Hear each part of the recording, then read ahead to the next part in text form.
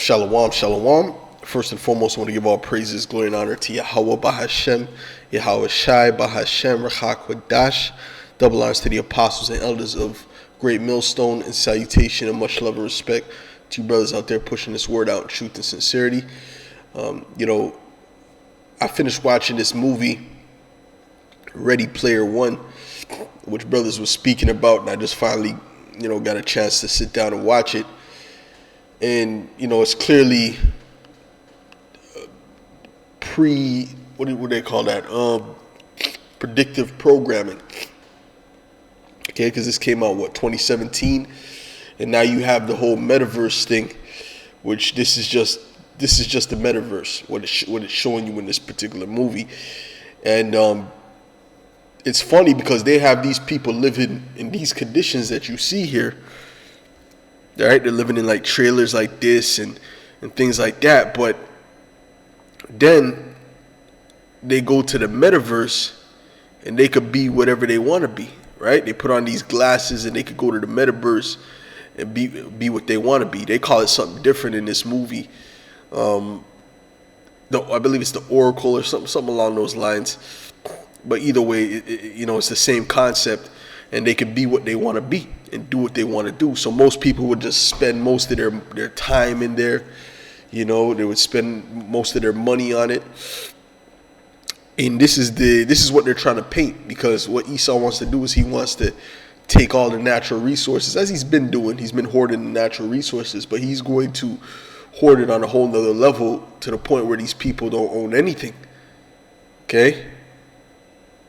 The people don't own anything, and ultimately they're going to be put in complete slavery, but they'll be happy because they can at least in the metaverse be what they want to be. This is the type of mindset that Esau has. Okay? This is James 5 in verse 4. It says, "Behold, the hire of the laborers who have reaped down your field, which is of you kept back by fraud, crieth, and the cries of them which have reaped are entered into the ears of the Lord of Sabaoth." And Esau has kept back land by fraud. He has taken people's lands. If Esau wants to use your land, he's going to find a way to do that, because the power is in his hand. And it shows you that we don't have any power, especially us as Israelites, in that movie, The Concrete Cowboy. Okay?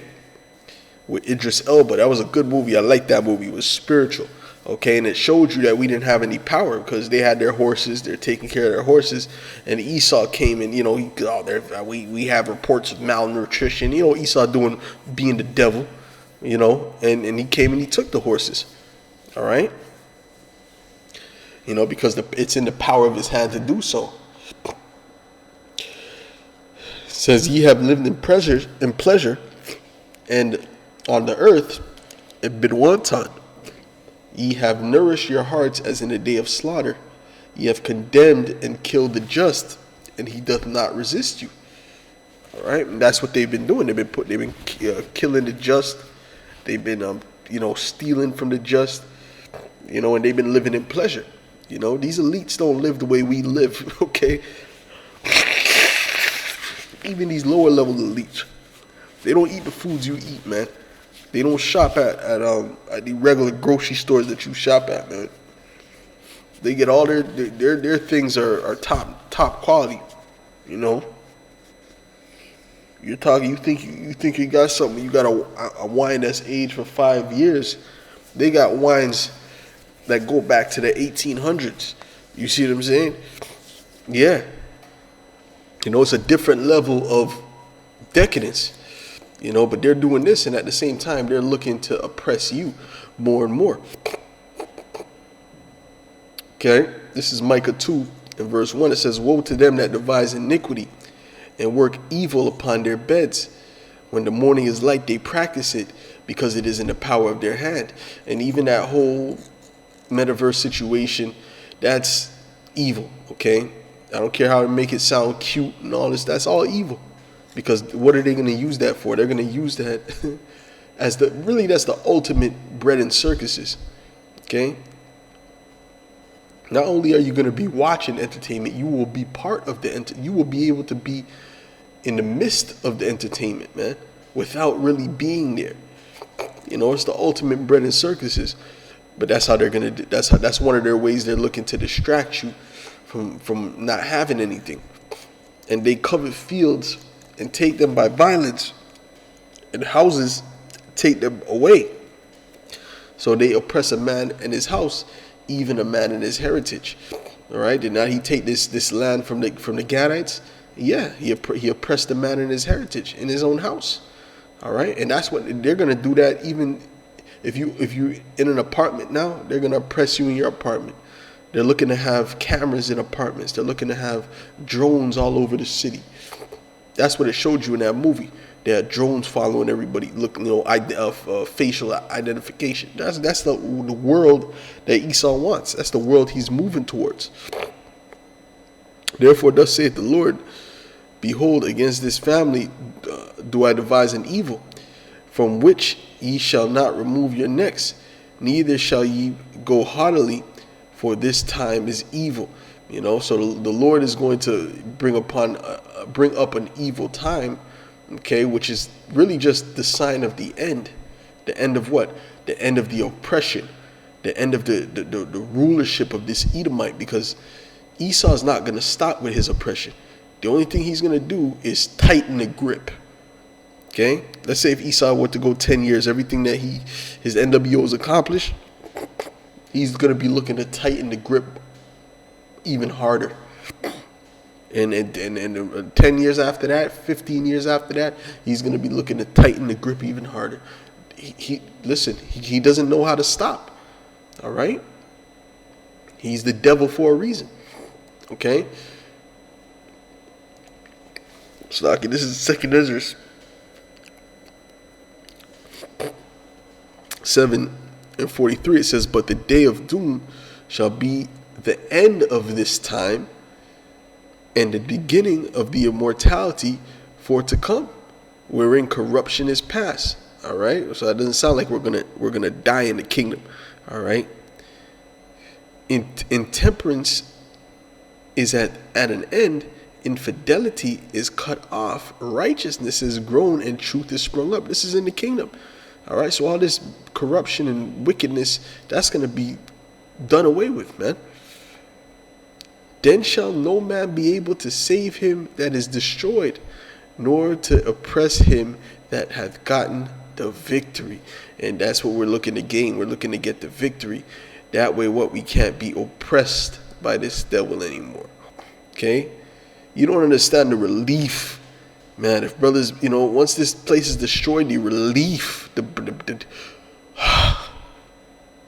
breath that we're gonna be able to breathe, the air is gonna feel that much better in our lungs. The water is gonna be that much more sweet, because we know that we're not gonna be oppressed by this devil. You constantly got in this society, constantly got payments, and it's set up for you to worry, and that's how it's set up in this society, bro. Unless you got 150K just sitting around, it's set up for you to worry. Like, oh man, got this bill, that bill, but bills just popping up.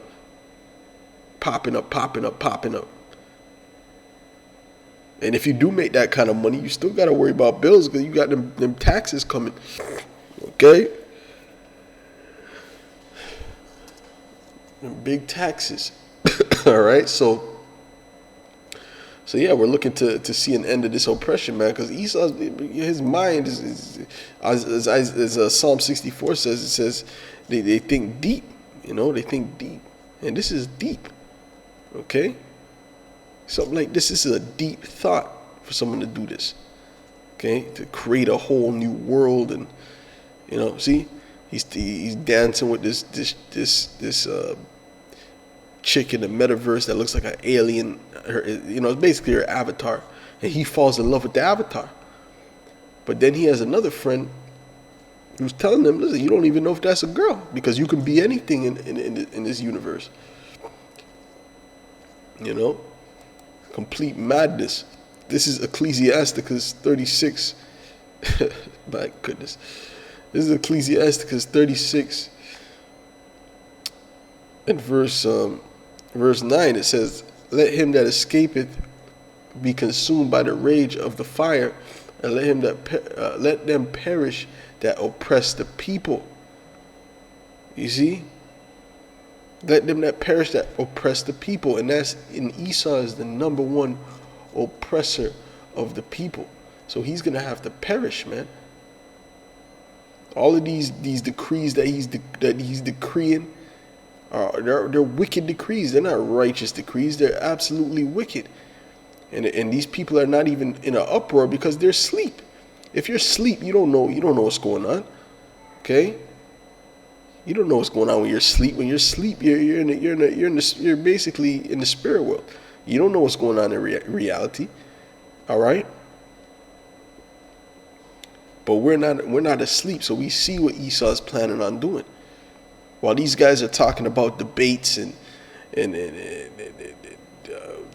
Travis Scott and Young Dolph, R.I.P. Young Dolph, and all this nonsense, right? We're dealing with what Esau is getting ready to do.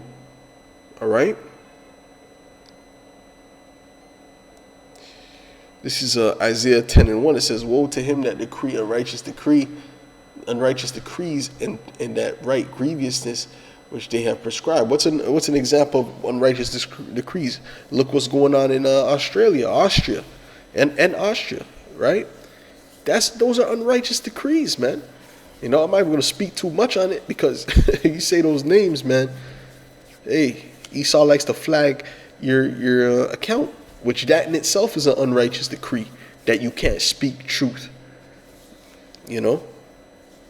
To turn aside the needy from judgment and to take away the right from the poor of my people, that widows may be their prey, and that they may rob the fatherless, man. And that's what they're doing, man. They're robbing the fatherless. Okay?